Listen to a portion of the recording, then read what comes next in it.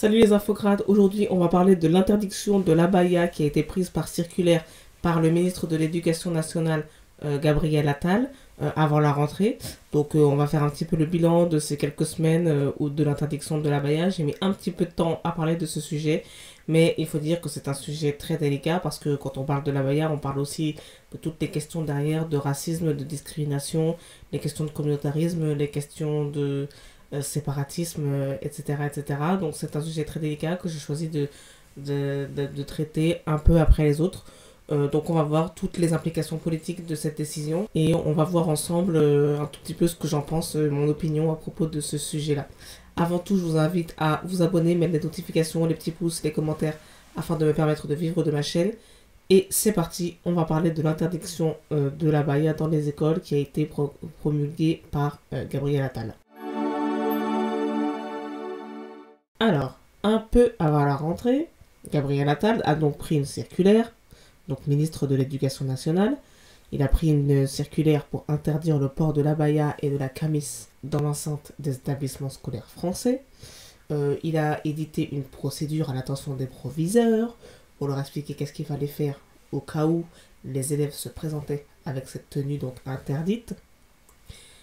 Finalement, globalement, j'ai cru comprendre quand même que la rentrée s'était quand même globalement bien passée, qu'il n'y a pas eu d'incident majeur, que les élèves qui se sont effectivement présentés en abaya à l'école ont été ultra minoritaires, qu'il n'y a pas eu de violence et de contestation très forte, et que les élèves qui ont été exclus ou refusés parce qu'ils portaient l'abaya et qu'ils ont refusé de l'enlever, c'est de l'ordre de 60 personnes sur 700 000 élèves. Donc c'est très minoritaire, ultra minoritaire. Globalement, les gens se sont plutôt bien comportés, ils ont plutôt respecté la règle quand même. On a eu cette petite affaire qui a été un peu médiatique, ce parent d'élève qui a menacé de mort un proviseur parce que son enfant a été exclu de l'école parce qu'il portait l'abaya. C'est une affaire qui est sortie dans les médias comme ça. Bon, voilà. Mon opinion sur ce sujet-là, c'est que il y a dans le secteur de l'enseignement des problèmes graves, endémiques, massifs, qui sont à gérer depuis déjà un certain nombre d'années, qui n'ont absolument rien à voir ni avec l'abaya ni avec la camis. Manque de profs, donc sous-effectifs, ce qui conduit à des problèmes donc de recrutement et au concours et au niveau des contractuels, ce qui fait donc baisser le niveau général des enseignants. Il y a des problèmes de répartition des populations en fonction des quartiers et en fonction des établissements. Il y a des problèmes de mixité sociale. Il y a des problèmes de discipline divers, mais qui ne sont pas uniquement des problèmes de discipline qui sont dus au comportement des enfants de l'immigration. Il y a des problèmes de discipline en général parce qu'il y a un problème de déficit d'autorité des enseignants en général. Il y a un problème de niveau des élèves en général parce que on a pris des mesures pendant les 30 dernières années qui ont fait de toute façon baisser le niveau de tous les élèves en général, notamment en termes de lecture et en termes de mathématiques. Donc voilà, il y a des problèmes graves. J'ai été prof moi-même pendant un certain nombre d'années et j'ai été AESH pour les élèves handicapés pendant quelques années avant d'ouvrir ma chaîne YouTube. Je pourrais vous parler des heures et des heures et des heures de tous les problèmes que j'ai rencontrés pendant mon parcours professionnel. Je ne vais pas le faire parce que ça prendrait beaucoup trop longtemps, mais il y a des problèmes graves qui sont à traiter, qui ne sont toujours pas traités.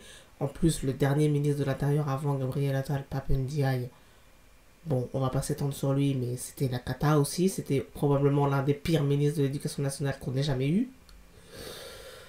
Là, Gabriel Attal, c'est quelqu'un qui a un profil plus politique que Pape Ndiaye et qui, visiblement, a un petit peu d'expérience, au moins en termes de gestion de son ministère. C'est-à-dire qu'il dit qu'il fait une circulaire, il fait la circulaire elle est éditée, il fait la procédure qu'il faut avec les proviseurs, il communique au personnel de son ministère. Bon, il travaille comme un ministre lambda, ce qui est déjà un bon point. Il prend ses responsabilités de ministre et c'est déjà un point de départ. Il Il dit clairement qu'il prend sur lui qu'il y a une interdiction de l'abaya avec la procédure qui va avec. Et en tout cas, en termes de façade et de communication, ça a l'air d'être un ministre qui sera plutôt dans le soutien à ses administrés. Bon, c'est au moins l'image qu'il renvoie. Ceci étant dit, comme je l'ai dit juste avant, le problème de l'abaya, c'est un problème qui lui sert à lui à communiquer, à dire qu'il fait quelque chose, qu'il se bat contre le communautarisme à l'école, contre le séparatisme, contre l'islamisme. Dans les écoles, il se bat contre un phénomène. Ça lui sert à communiquer. Pour l'instant, Gabriel Attal n'a pas pris de décision majeure concernant l'éducation nationale. Il a pris des décisions de communication qui lui servent à marquer le coup sur la rentrée 2023. Il faut voir dans la suite et dans les prochaines années qu'est-ce que ça va donner sur des décisions beaucoup plus majeures, sur des décisions, sur des sujets sur lesquels il est attendu, Gabriel Attal. On va voir dans les prochaines années. Mais moi, j'ai quand même quelque chose à souligner, et là, malheureusement, je vais devoir parler en tant qu'enfant d'immigré, même si c'est pas forcément le credo que j'aime bien utiliser sur cette chaîne, mais en l'occurrence, dans ce pays, il y a des problèmes quand même qui sont inhérents aux populations issues de l'immigration. Ceci étant dit, je vais parler en tant qu'enfant d'immigré. C'est une des seules fois que je vais probablement le faire parce que je suis pas non plus quelqu'un qui parle comme ça en tant qu'enfant d'immigré, parce que je suis pas sur ce positionnement politique là. Quand le gouvernement communique en disant on va lutter contre le communautarisme, le séparatisme, l'islamisme, qui sont pour nous les causes de la violence politique qui a été engendrée contre les Français les 10 dernières années. Donc on lutte contre ce qui a causé un nombre de morts massifs en France, notamment en 2015, comme vous le savez. C'est la communication du gouvernement. Quand vous voyez fleurir sur les réseaux sociaux des gens qui réagissent à l'interdiction de l'abaya en disant que ça les fait rire et qu'ils vont se présenter et ils veulent lancer un mouvement pour se présenter devant les écoles en abaya et en camis, vous pouvez tourner les choses comme vous voulez en disant que ce n'est qu'un vêtement, que ce n'est pas un vêtement religieux, etc., etc. Ça reste quand même un comportement inquiétant au vu de l'argumentaire, encore une fois, qui a été développé par le gouvernement. Il ne s'agit pas de dire que ce gouvernement est génial, que ce gouvernement représente la France de manière géniale, que ce gouvernement a une idéologie parfaite.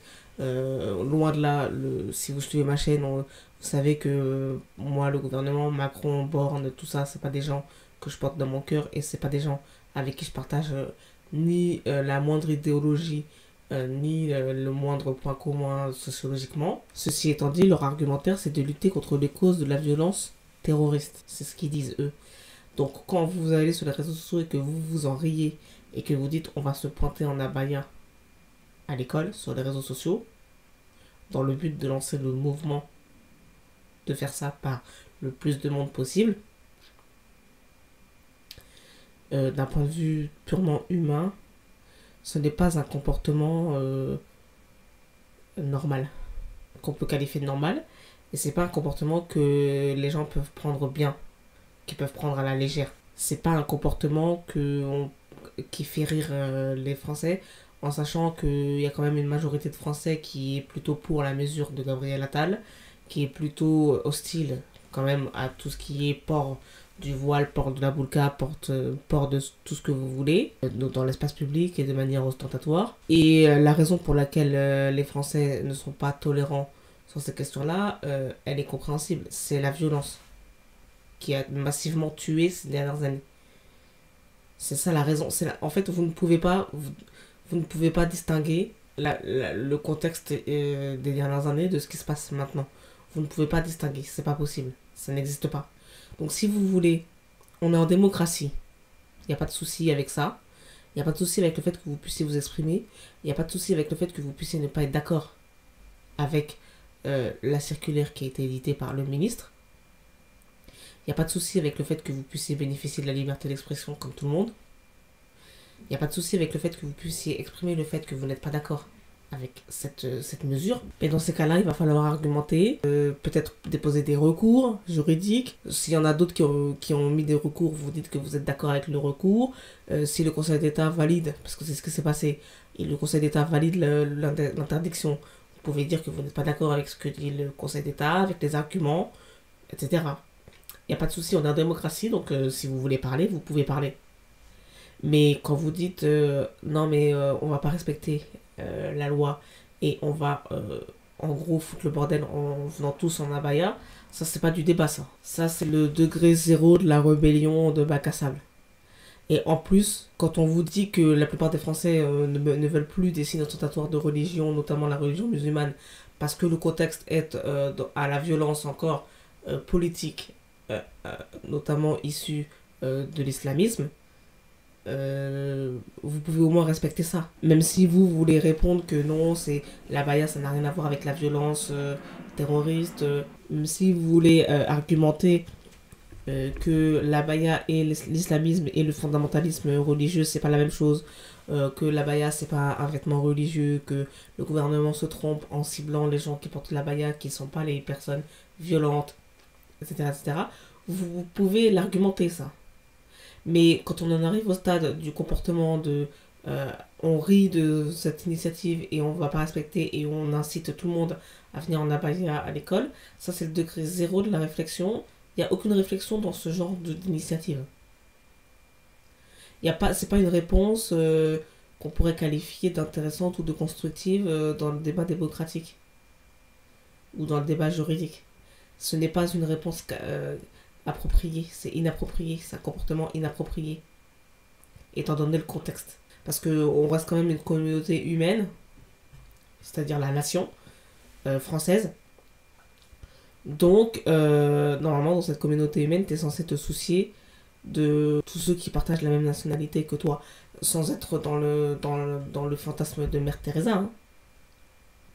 Juste un comportement décent envers les autres personnes qui partagent la même nationalité et qui vivent sur le même territoire que toi. Et là, je vous parle en tant qu'enfant d'immigrés et à destination des enfants d'immigrés qui se comportent de cette manière. Parce qu'en fait, vous ne pouvez pas vous attendre à ce qu'après, les Français vous embrassent en faisant ça. À ce que les Français arrêtent d'être hostiles à la religion musulmane en ayant ce genre de comportement. Après, moi, je ne suis pas en train de nier qu'il y a des problèmes de discrimination, qu'il y a des problèmes de violence policière, qu'il y a des problèmes de racisme, tout simplement, des problèmes d'accès au logement, des problèmes d'accès au travail, des problèmes d'accès physique à certains endroits quand vous habitez dans les quartiers, des problèmes de transport, des problèmes de pauvreté, des problèmes d'enclavement des territoires, des problèmes de non-mixité sociale. Il n'y a pas de souci. Hein. Mais encore une fois, je vous dis, prenez la parole, débattez, développez des arguments, on est en démocratie, vous avez le droit. Les réseaux sociaux, ça fait partie de l'espace médiatique et de l'espace public en France. Si vous prenez vos réseaux sociaux, vous pouvez développer vos arguments. Vous dites peut-être, si vous voulez dire l'abaya c'est pas religieux, d'accord, donc vous développez l'abaya c'est pas religieux, c'est culturel, ça vient de tel pays, parce qu'on le met comme ça, parce que ça s'est popularisé, enfin, vous voyez. Mais le stade de on rigole de la loi et on incite les autres à pas la respecter, ce n'est pas du débat démocratique. Et c'est même de la désinvolture vis-à-vis du contexte dans lequel cette décision a été prise. Et vous ne pouvez pas vous détacher du contexte de cette décision en niant que ça s'est produit. Et dire qu'on vous attaque juste parce qu'on vous attaque. Parce que vous n'êtes pas des enfants. En fait. Et si vous êtes un enfant, c'est que vous avez des adultes derrière qui sont censés s'occuper de vous. Donc ils sont pas censés vous laisser faire ce genre de choses. Donc là, il va falloir commencer à se poser des questions réelles sur le comportement que vous avez en tant qu'enfant d'immigré. Et je suis pas là pour dire que les Français ont raison d'être racistes ou de discriminer les personnes racisées, etc. Hein. Je dis juste que si vous voulez qu'on vous prenne au sérieux, ne sortez pas du débat démocratique qui a un cadre qui a été établi par la loi en fait.